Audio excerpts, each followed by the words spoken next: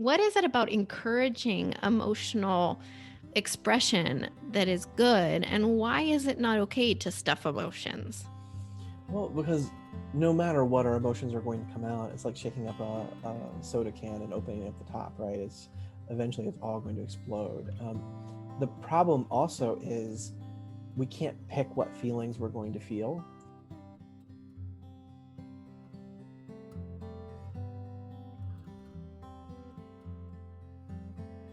Welcome to the Gentle Finds podcast. Today I'm speaking with Ryan Allen, also known as Preschool Therapist on all the social media channels. His TikTok, Instagram, and Facebook content is a godsend for parents in need of quick advice for everyday problems they face with their preschool-aged children. And he teaches us in a really supportive way how to think more critically about the small interactions we have with our children. Hi, Ryan. How are you doing today? Hi. Doing great. How are you? Good. I'm so happy to finally meet you in the digital world in person. Right. Yeah.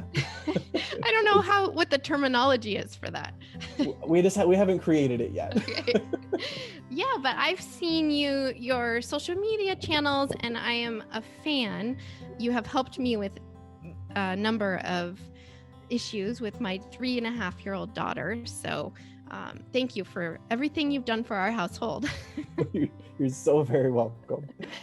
So I was telling people I'm doing this interview, and one of my friends said, "Are there a lot of preschoolers already in therapy? Are there? And is it for the parents or is it for the children? What is preschool therapy?" That's great questions. The truth is there's not as many preschoolers in therapy because there's not as much access for preschoolers to get therapy. Yeah. I get a lot of parents since I opened my practice, or even since being on TikTok and Instagram and all that, of parents saying, I called around to try and get my child into therapy, but all these therapists say I bring them back when they're 5 years old. And okay. Because I don't know why there's a lot of therapists that just really don't feel comfortable working with that age group and just don't have the knowledge. So that's unfortunately, actually so surprising, because I feel like that's the age where it's almost going to count more. Yes. You can have such a strong impact. Yeah, when you start working with kids that young, you can see the change happen just so quickly. It's amazing just how even after a few weeks or months that you can see kids just start to really flourish because they develop this strong foundational skills that are going to carry with them forever. Absolutely. I've seen that myself when I've used tips that I've seen from books or wherever. It's immediate. It's so worth doing because it makes your life so much easier. And you're actually a proponent of something that is called gentle parenting or gentle, yeah. Yeah, so I mean, it's basically been rebranded as gentle parenting, but Okay. Psychologically, we've been teaching what it's called authoritative parenting for a long, long time. But on TikTok, the gentle word is what has really taken off. For better or worse, I guess. Right. Yeah. Yeah, because it has just the word. It can be a triggering almost for some people. Yeah, a lot of people hear gentle and they think weak or no limits or no boundaries. Right.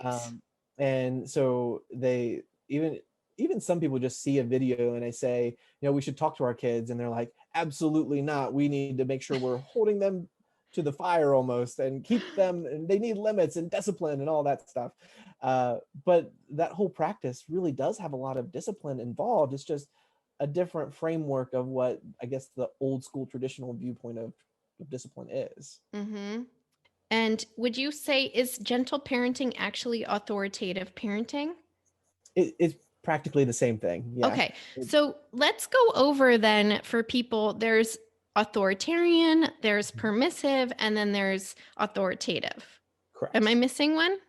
Nope, you've got it. Okay. So could you just tell us what those are so that we start from this kind of foundation? Because to give people an idea beyond gentle parenting and that sort of hashtag term.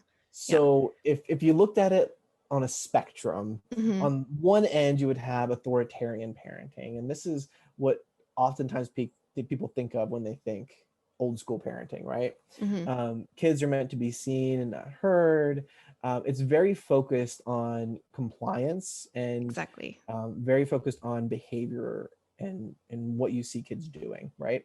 Hmm. Um, the parents are seen as kind of like the end all be all of what's appropriate, and kids are meant to bend to that will almost, Hmm. right?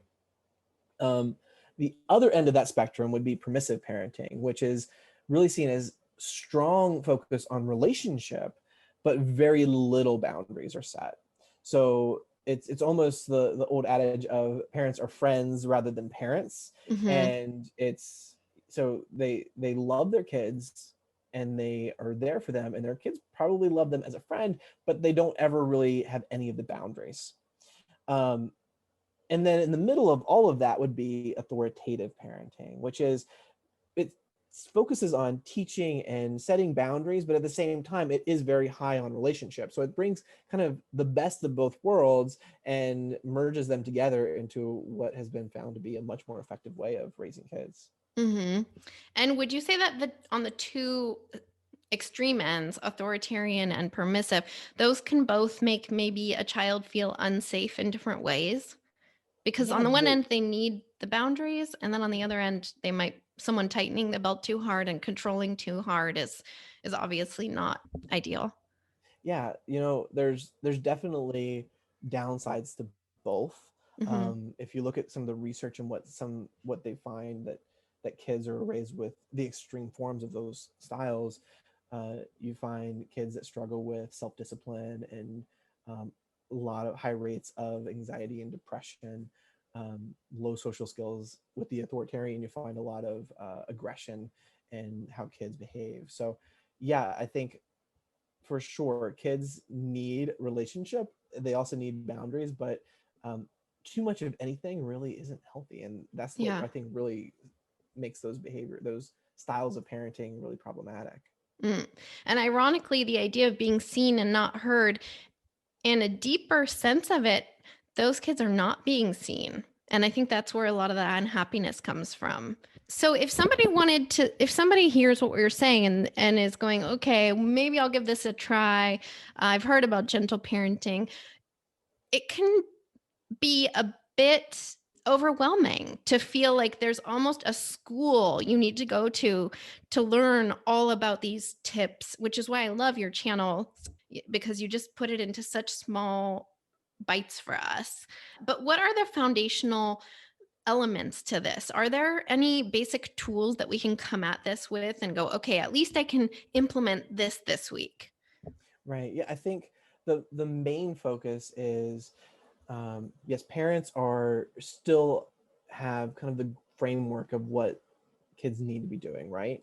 But what you're trying to do is you're trying to pull kids into that conversation so that they can start to learn how to navigate for themselves. So I just recently did a few videos on having a child clean their room, right?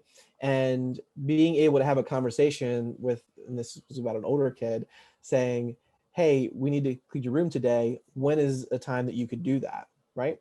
Hmm. And by doing that, you're allowing the child to start, like you've set the expectation, but you're allowing the child to say, oh, I was going to go play with my friend, can I do it after that? And that is more of that authoritative style. Authoritarian on that end would have been like, absolutely not, you're going to clean your room right this second, no fun until that's done, right? Yeah, you And listen or else. right, Hmm. permissive would have been like, um, they would probably been thinking the room should be clean, but they're never actually going to say it or set that Hmm. limit on them, right? Or any expectations. So yeah, I think one point is that is starting to pull kids into those conversations and understanding that they have lives and that they are people and that they're allowed to have some freedom in what goes on in their world. I think that's Hmm. probably the primary um, mentality of the style. Yeah, and that they have a sense of their individual identity. One of the best tips that I got, I think it might have been from Janet Lansbury, when my daughter was reaching that age of wanting to say no, probably somewhere around two, was give them a choice so that you Mhm. actually avoid the no.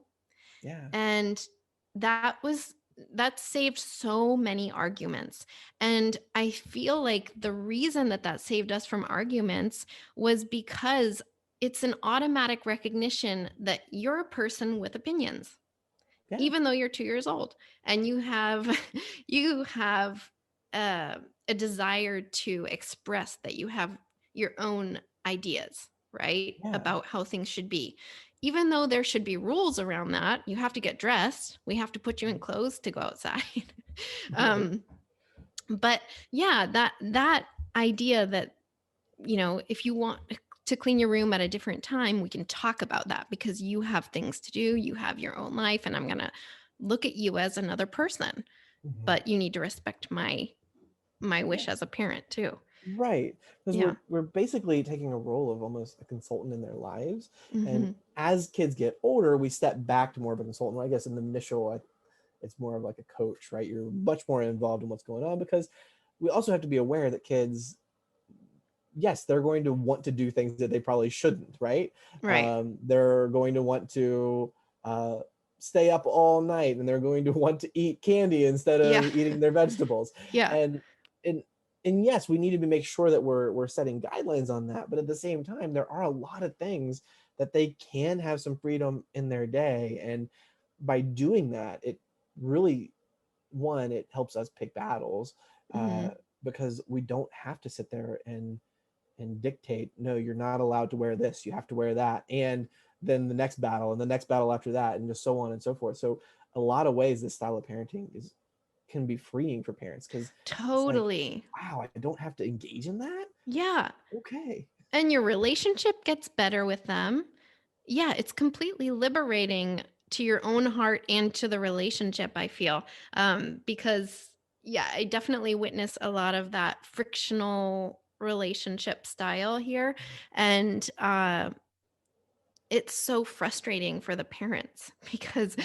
they don't get the control that they're looking for. And actually, by creating a defensive cycle with that child, it just sees them as someone to be defensive against from the Yeah. get-go. You're actually not at all a friend in the way that you want to be. Yeah, Um, you're basically in a constant power struggle in that case, totally. and Yeah. power struggles are exhausting. Yeah. Frustrating, exhausting. Um, we're reading this book, The Whole Brain Child. Yes, I love that book. Yes, love that book. Everything by Dan Siegel and Tina Payne Bryson is wonderful. Oh my gosh, yeah, someday I'll interview him. um, but my husband and I were talking, and we love our parents, and I love you, mom and dad. But I think it's also good to have a healthy dose of kind of looking at your childhood through the lens of these books and going, okay, that wasn't the way that it was done in my house. I turned out okay. But we were speaking and we were going, okay, I think I missed out on this part of it. This could have been done better. And it kind of, through that conversation, occurred to me that when someone this okay, so this book is The Whole Brain Child, and it's about how we try to help children have an integrated brain rather than a brain that's more rigid or more chaotic through the way that we raise them and through the way that we interact with them and how we deal with tantrums and all of this. And how that turns out is you end up with an adult who's one way or the other, and those adults then become parents. And you can have a parent who has a brain that wasn't well integrated. And I think the result of that then, unless they do some self-reflection or unless they're exposed to these other ways of doing things, is that it becomes a cycle, a generational cycle of then creating the same frustrated sort of existence. Absolutely, right? Like Yeah. if you think about authoritarian parenting, it tends to really create a black and white style of thinking, right? Like Mhm. things are either right or wrong. There is Yeah. no middle and gray ground, which is that rigid thinking that he talks about in the book. But the problem is then we have to make a decision. Was how was I parented? Was it all right or all wrong? Right. Right. And in so doing, a lot of these parents then have to decide, okay, because of thinking through that framework, my parents were either good or bad, right? Yeah. And nobody wants to say that their parents are bad. So No. in that moment, they have to decide, okay, well, that means that parenting was good, right? So what it does is it Yeah. reinforces that entire parenting style because I just haven't learned to be able to find the good and separate it from the bad. Yeah, it's devastating to Mhm. have to admit any way that they were bad. So it's almost an expression of love to then recycle whatever their style was. Yeah. Um, but I think that there's a way to love our parents and still reflect on how we might improve upon it and be this Absolutely. new generation that can do even better and Right. show them how to be grandparents in a new way, maybe. Yeah. Our parents, I know mine didn't, they didn't have the whole brain child and no drama discipline, all No, these books. we're They still did the best. discovering, right? Yes. Yeah. They did the best they could with the knowledge that they had of their time. Hmm. And some did better with that knowledge than others. But that doesn't mean that we can't improve upon it. Yeah. Yeah, and there has been a whole body of research that's still going around all of this because a lot of people will say, well, we don't know really, nobody has the answers around how to raise children. And I'm going, well, kind of we have learned a lot. There is Yeah, some there's stuff. still right. We don't have to have all the answers to have some really good ones. Yeah. Yeah. So some kids have separation anxiety. Speaking of having answers, I think I have some more specific questions for you. Great. It's good to Is it important to make an effort to spend quality time with your kid each day? Yes, I imagine. In that case, how much quality time dedicated to them is necessary each day? Because I have a friend, uh, another mom friend who told me that she's trying to spend 10 quality minutes with her kid each day. She heard somewhere that that's the important amount of time. And so I was wondering if that says I've anything to you.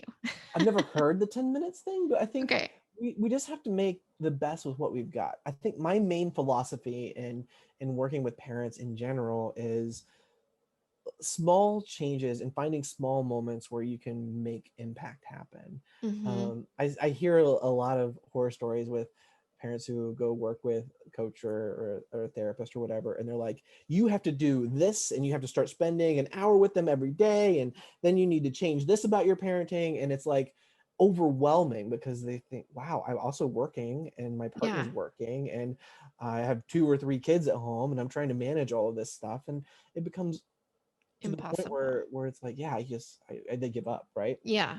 Um, but finding the moments where you can connect, I think, is one place. And in some cases, you can do that on your drive home, right? Hmm. Just in the car, being able to interact with them and learning how do you listen in a way that makes kids feel heard and felt. Um, Yes. and that can be enough for a lot of kids. I like to try and at least have. I encourage a lot of my parents when I teach a style of play called child-centered play. Uh, I try and encourage them to at least have 30 minutes once a week, which is very doable for most families, Yeah.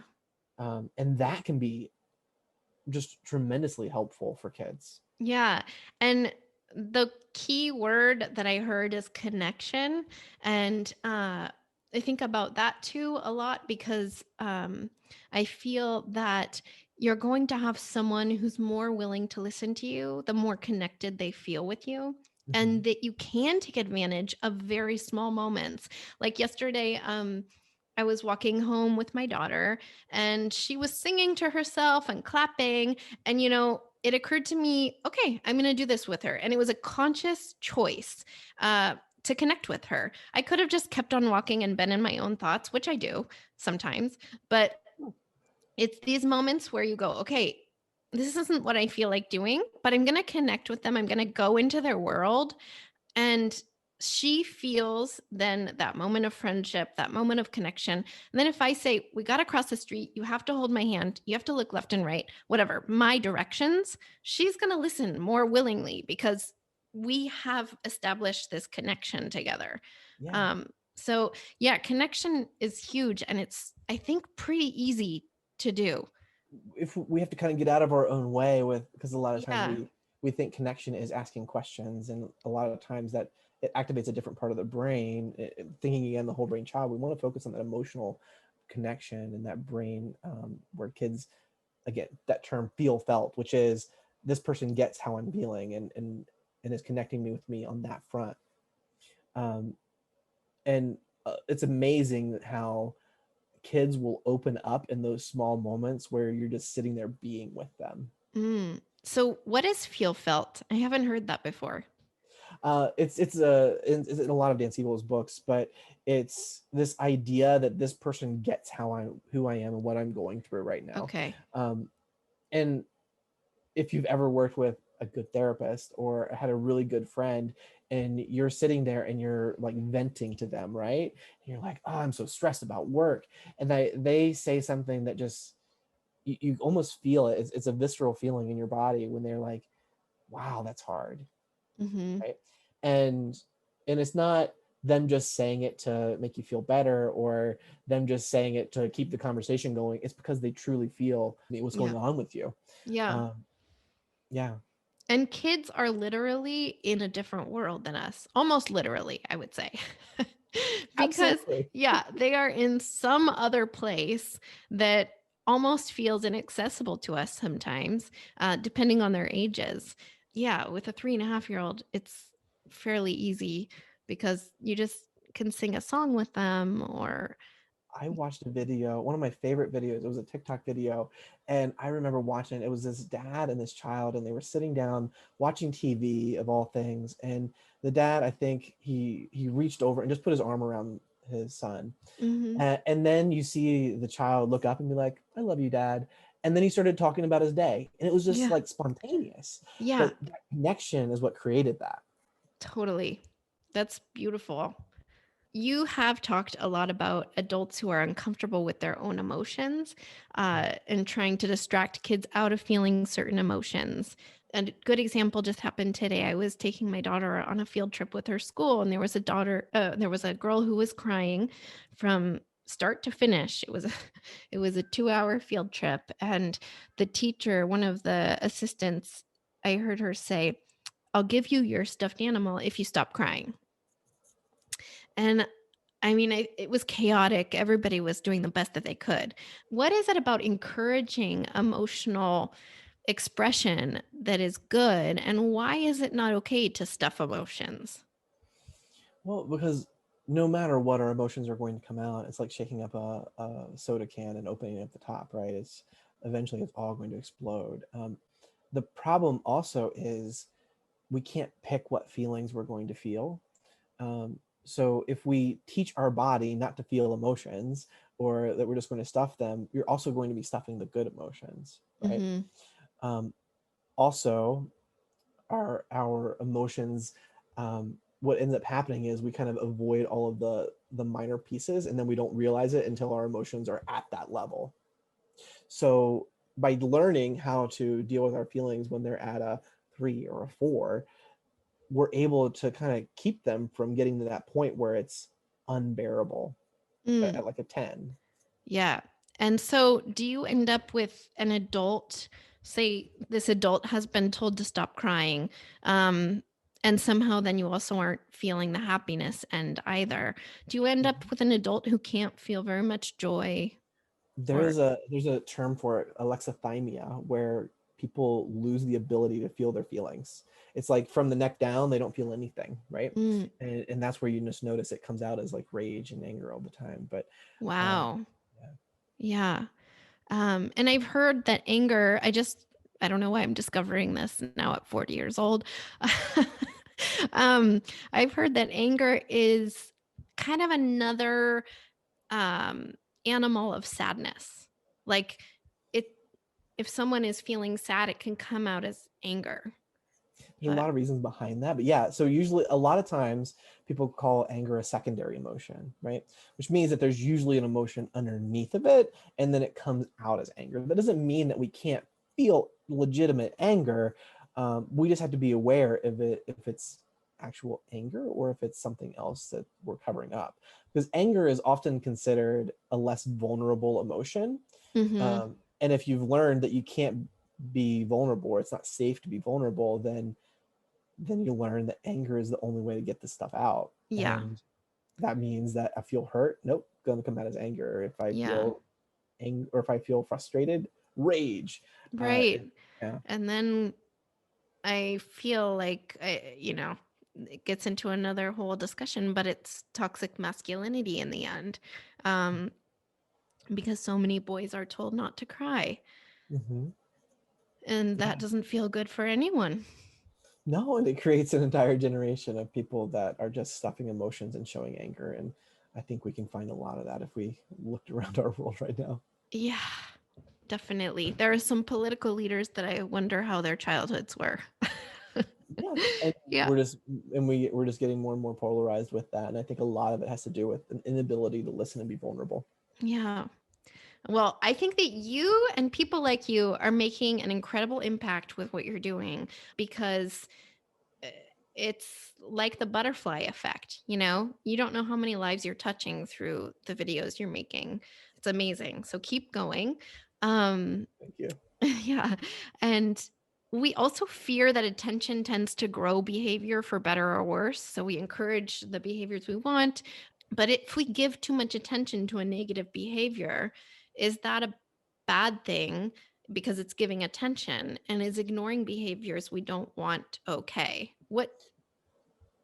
It's you get into strict behavioralism of therapy, and they would say you need to ignore behaviors you don't want to see, and you need to um, and reward behaviors you do want to see. Yeah. There can be some grounds there. At the same time, it can create problems because one, who gets to decide what's a good behavior or not? Right. Um, and two, can create an atmosphere where we're only dictated by the external motivators, right? I'm only going to do behaviors because it's going to get me attention, or I'm only good, or I only get this connection from my parents if I'm behaving in what they would claim as good. So it can also backfire and create people pleasing behaviors. Right. Uh, I think again, I'm a big focuser on finding the middle ground. I think that there can be some room for behavioral strategies. At the same time, I think we also need to be adding in emotional connection and these other techniques. Mm. And speaking of sadness, a lot of children through the pandemic have been dealing with actual grief with the death of grandparents and the death of parents. Do you have any recommendations for how people around them can help with grief? It's hard. I think one thing we have to do is be able to make sure we're managing our own grief. I see a lot of parents or caregivers who are dealing with it themselves, and they're like they'll bring their child to see me, um, but they won't get therapy for themselves. Mm, And it's hard because a grieving person has a really hard time helping a grieving child. So in that moment, I think one, making sure you're taking care of yourself. It's like that old adage they say, when the masks fall down in the plane, you make sure you put yours on first, yeah. right? um, that's very true in our emotional world too. So if your child is grieving and you're having to deal with it, make sure you're taking care of yourself. Also, therapy can be really helpful for young kids, especially with grief. And there's of course there's a lot of books and strategies out there that can help you talk to your kids about it. Mm.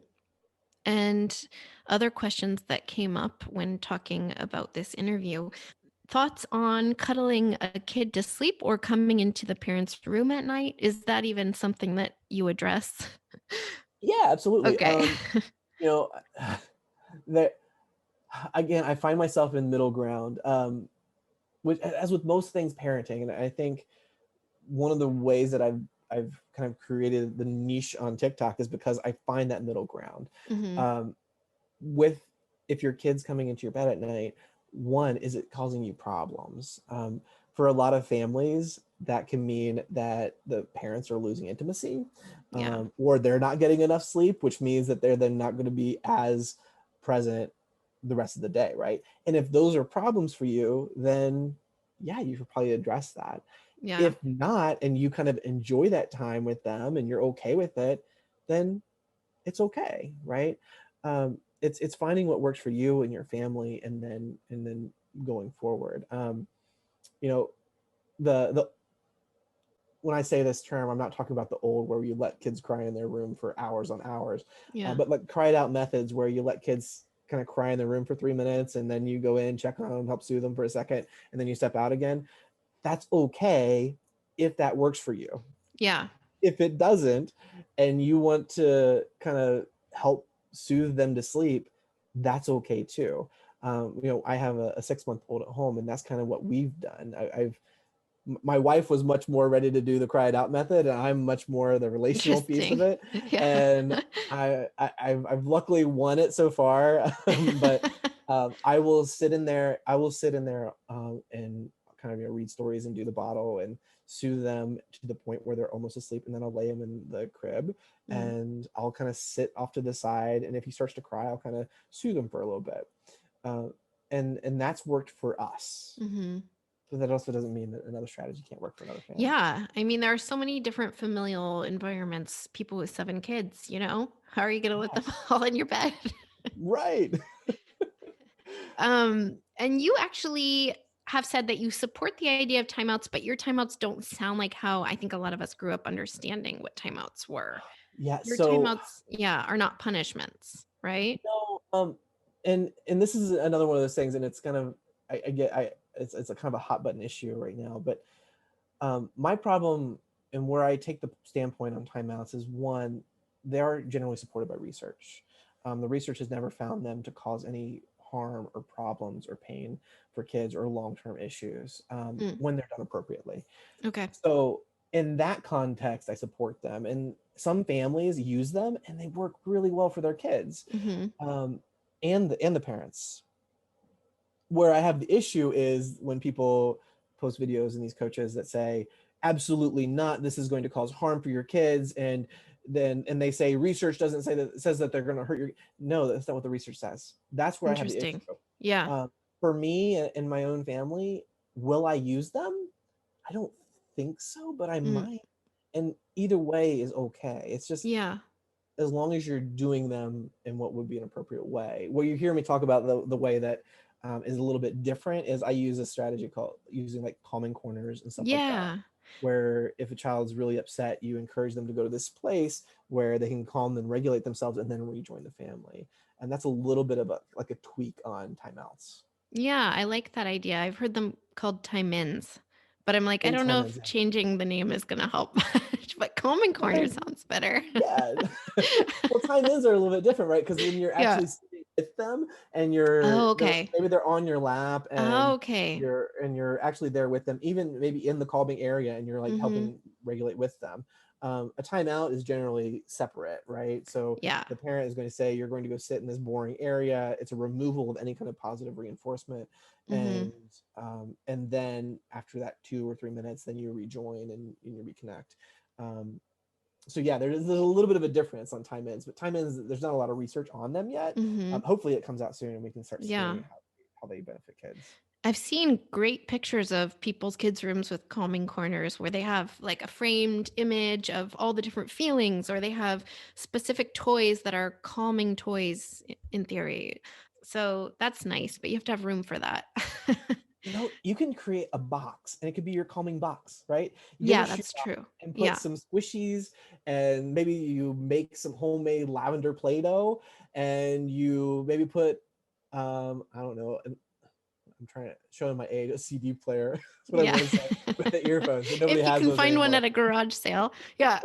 But maybe you have a way of like find an old iPod and you put some music Yeah. on there, and you let kids be able to listen to music or something like that.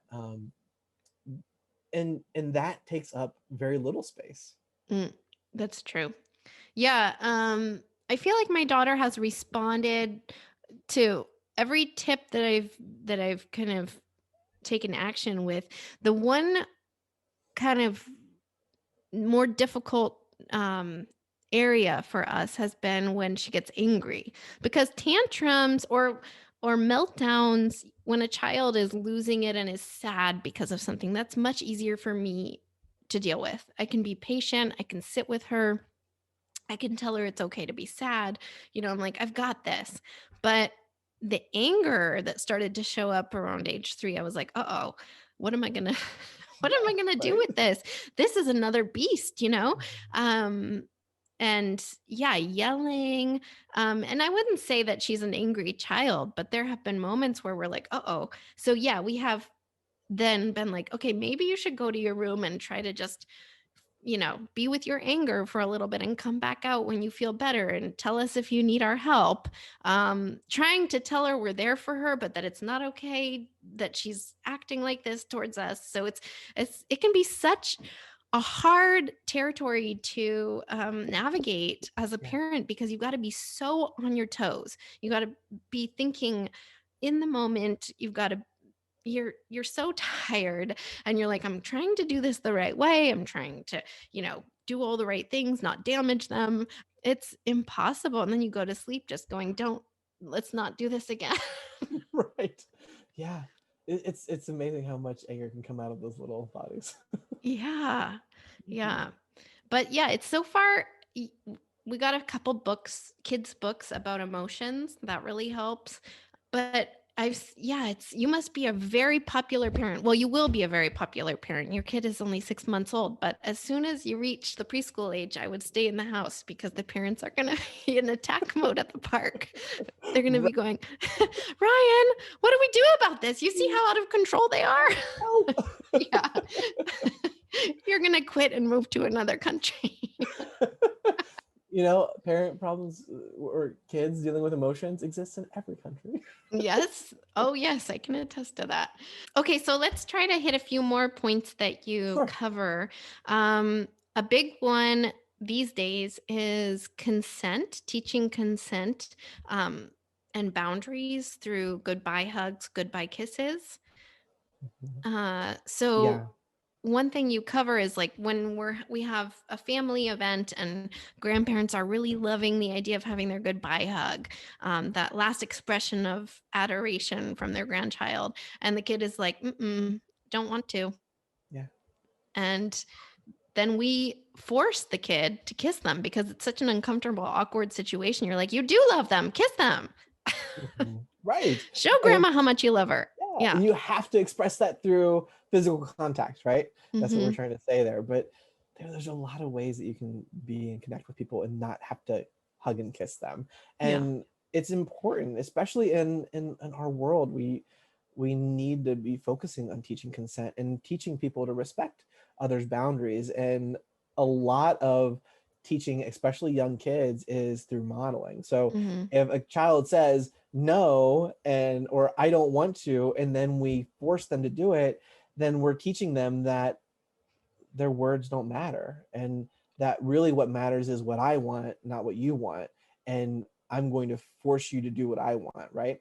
Yeah. um, which can create a lot of problems later on. Right. Yeah. You think about that on a deeper level. It's kind of uncomfortable. Yeah. Yeah, right. And colleges are having to have classes teaching people no means no, right? Hmm. And could we start teaching that with 3 and 4 year olds? Yeah. We Yeah. should. Yeah. Mhm. There's still a lot of parental laughing when kids are doing stuff, like, haha, well, they'll just be that way. And it's like, well, no, actually.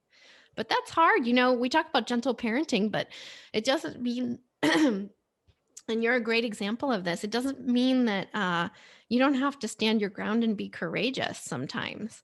Mhm. That is hard for me. I have to say, I'm so impressed with how you are out there in the world and kind of standing up to people who you disagree with sometimes, and Mhm. or you want to just present another perspective. I've encountered situations around consent with my daughter that make me uncomfortable, and I'm put in a position as a mom of going, I know what the good mom thing to do here is. Am Yeah. I brave enough to do it?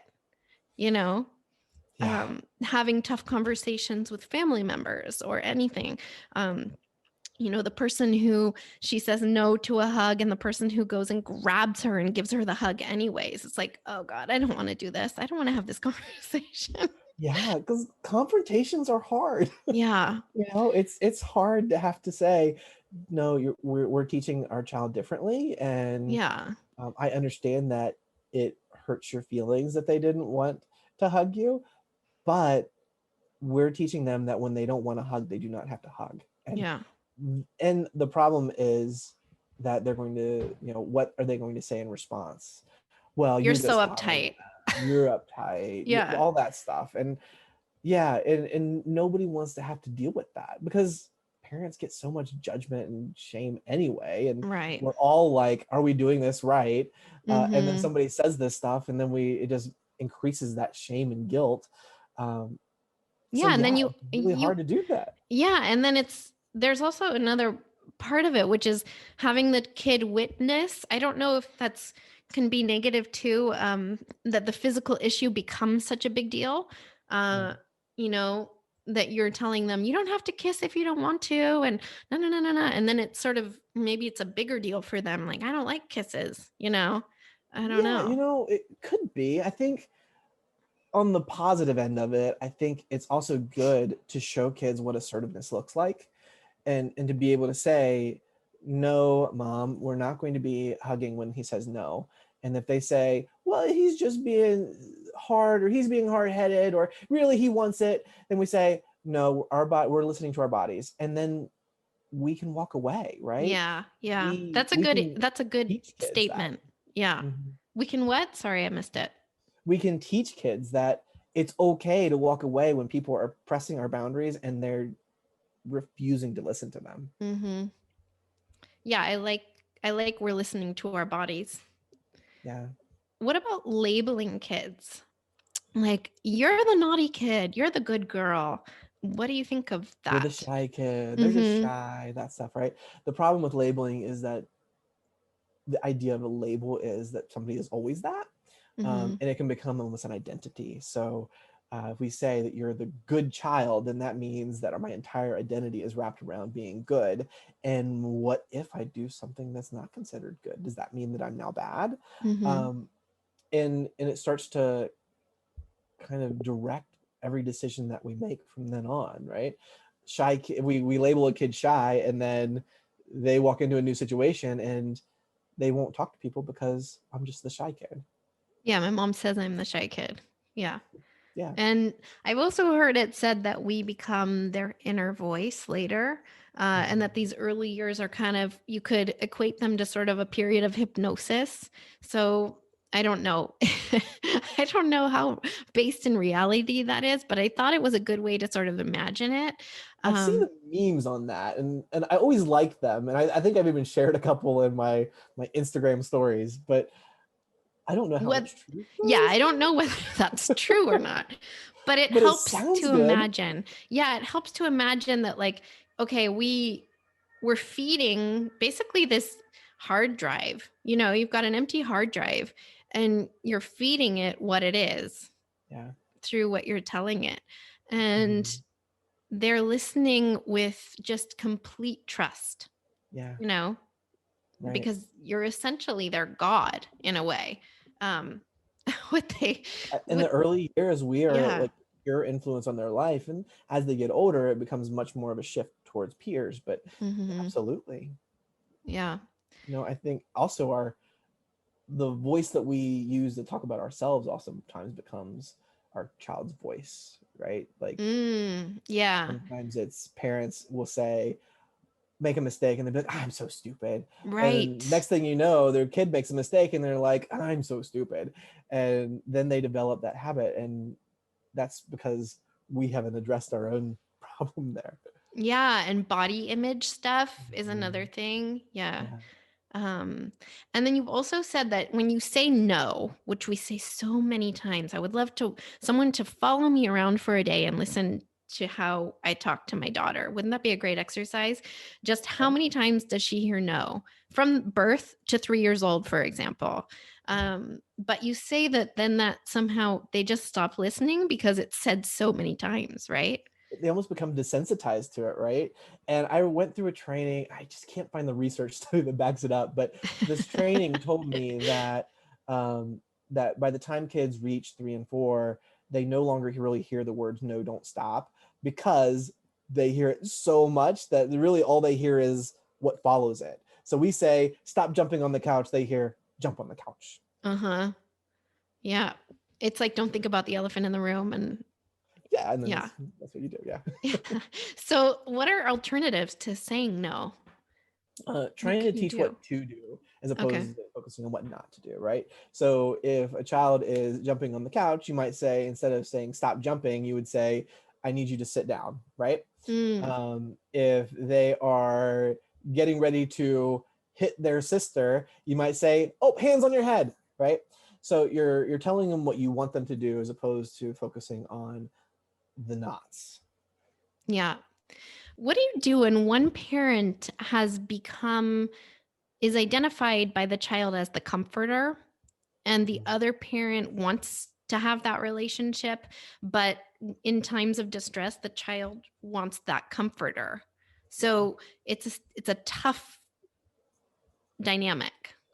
It's hard. It also kind of falls into the favorite parent, right? There's Mm, kids go through stages where one parent is preferred over the other, and it's hard not to feel less than in those moments and feel frustrated. And I think what you have to do in those moments is become that person. mhm. And even if they're being comforted by their dad or their mom, you can go sit with them and help in that comforting process to show that you can both be that person. Yeah. Instead of trying, because what we try and do a lot of cases, we try and force the kid to see me as the comforting figure. So then Yeah. they're sad, and then we're like, here, I'm going to be the one to comfort you. You don't need your mom, and Right. yeah, just be right here. And they're like crying, and they're Yeah. more and more And sad, then that's and actually it creates the opposite, yeah. right? I hate uh, this guy. yeah, they're just making me cry. They're keeping me from the thing that's going to make me feel better. Right. Um, but instead, if you like join with that person, and maybe you both just sit there, and maybe while she's holding him, I would be singing to him, or vice That's versa. beautiful. Yeah. That way, it becomes a joint effort. Mm. And what about when kids say things that are, I hate you, when they start to get there? Yeah, That's to be expected, right? At a it certain time? is. Yeah. It is, but what it really is you have to look at the underlying piece of it, right? So I always focus on what is going on under the statement or what the kids are saying. I have a term I call oppositional compliance, which basically is when kids are saying, "I'm not going to do this," but then they're doing it in the process. Yeah. We a lot like, for example, I'll say, "You need to go put that toy in the box," right? And they're like, I'm not going to put the toy in the box. As they're walking over, picking up the toy, you can't tell me what to do. They put the toy in the box. And a lot of parents will then focus on the don't you tell me no, instead of focusing on the fact that they're doing the thing, right? Mm-hmm. The same kind of thing with the I hate you. What they're really saying is, I am really mad at you. And this is my way of telling you that I'm mad at you. So what we have to do in that case is focus on the feeling and try and help teach them another way that they can express that. Yeah. Well, I feel like we've covered a lot, and I know there's a million other things that we could talk about. Right. There's so um, many issues, right? We can talk about all sorts of things. Parenting is one of those great things where today you're going to be dealing with separation anxiety, and tomorrow you're going to be dealing with potty training, right? And yeah. the it just never changes. It I never had stops. I had a taxi driver say to me, "Bigger kids, bigger problems." Yep, very true. I was like, "Great." Yeah, so Insightful taxi driver. yeah, totally. Well, I feel like this is a totally new paradigm shift. What's happened, we didn't have what you're providing to parents on social media. That was unavailable to parents not long ago. So throughout human history, it's just been your little village, Yeah. and very few experts unless you had the money to access them. So this is just amazing what you're providing to society, really. I'm just so encouraged by people like you, and I hope that it has this kind of butterfly effect. Like I said, the rippling out. I hope that you're encouraged by what you do. I hope that you see success, and Mhm. I yeah. get messages so every so often of parents who say, this has like changed how I'm doing things and thanking me. And that's what really helps me get through some of the trolls. Yes. Oh, yeah. I don't know how people do it online. Oh, well. It's hard Yeah. sometimes. But yeah, I think, Yeah. my goal is that we're able to help kids learn all these skills so that maybe they're just going to start the process of changing this whole cycle, and maybe that child will then take it to the next level. And I'm hoping that, yeah, like the Yeah. butterfly flapping its wings, I'm hoping that eventually we can all focus on teaching people to be happy with themselves and find satisfaction in their lives. Yeah. And then that would somehow become kindness to others, Yeah, and right. trolls would disappear. Right. Wouldn't that be Because, nice? yeah, I'm sure you see trolls and you're like, I see where these issues come from. Sometimes I engage with them as a therapist, and I'm like, tell me, what is it that's really Oh, making God. you, like, what is it about your Yeah. life that has made you so focused on weakness in children, right? Right. Nobody ever Yeah. bites on it, but No.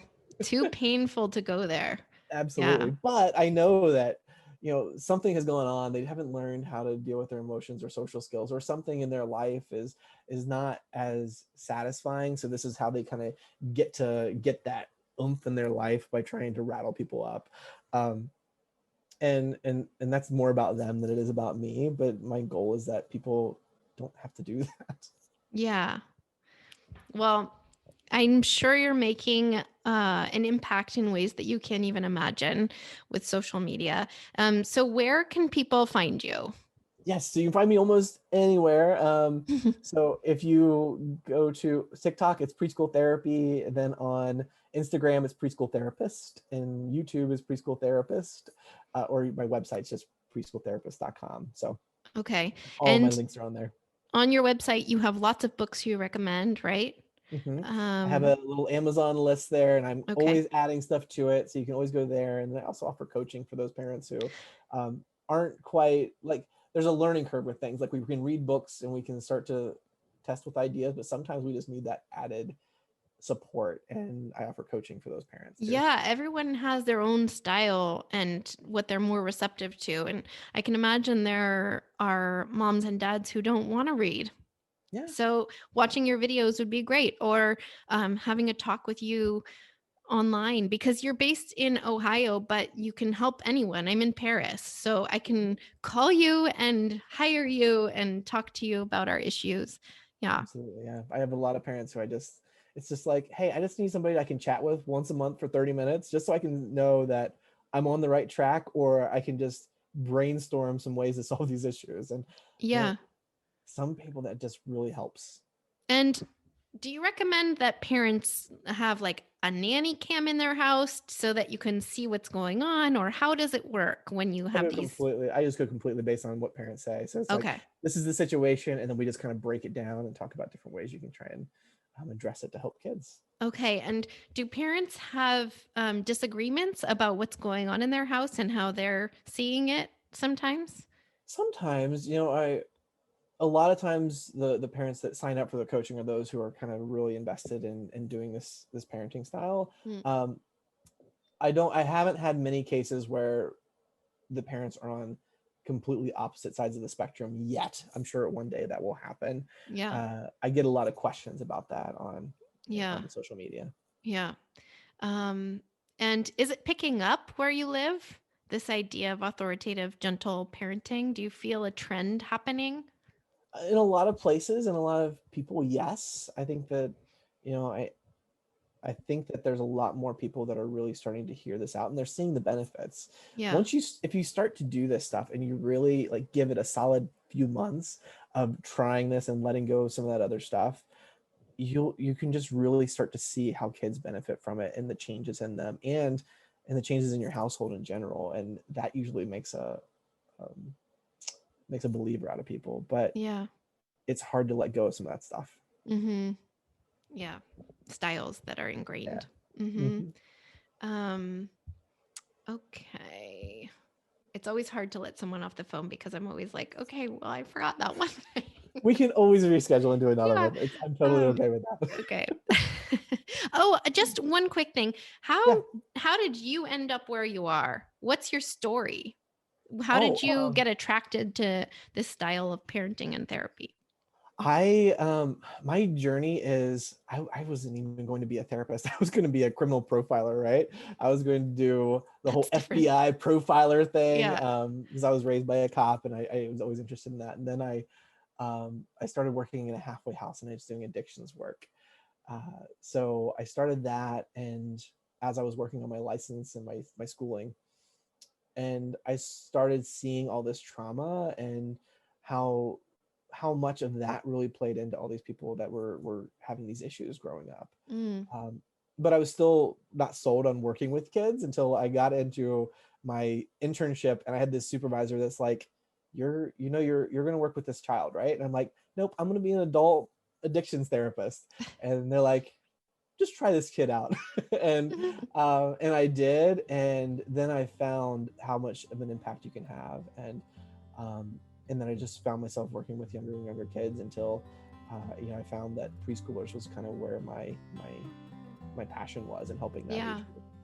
Well, in a way, I'm sure that you see a connection between the two, because often people who get pulled into the criminal world are coming from environments of addiction and trauma. And so in a way you are connected to that world in a different from a different angle.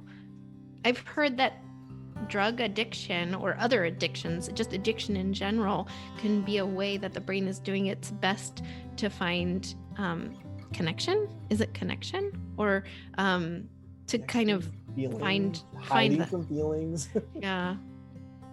self-medication from the pain. Mm-hmm. Yeah, so it's very powerful what you're doing. I hope people follow you in droves, and I can't wait to see what you do next. I'm going to be following you, and maybe you'll write a book someday. I'm hoping one day. I've started it and I keep promising people that it's coming, but I'm so busy that I just haven't been able to. I don't know how you do it. Yeah, I seriously, I'm like, wait, how does he make so many TikToks? And how is he responding to emails and giving people these 15-minute consultations? And oh my God, thank you for taking the time for this interview. Absolutely. Yeah. It's fun. I enjoy this. I think that's why, is that I enjoy being able to have these conversations and talk with people and helping people. And yeah, if I didn't, then it would probably be much more of a chore and I probably wouldn't be able to get it done. Yeah. Okay. Thank you so much. You're so very welcome. Thank you. Bye. Bye.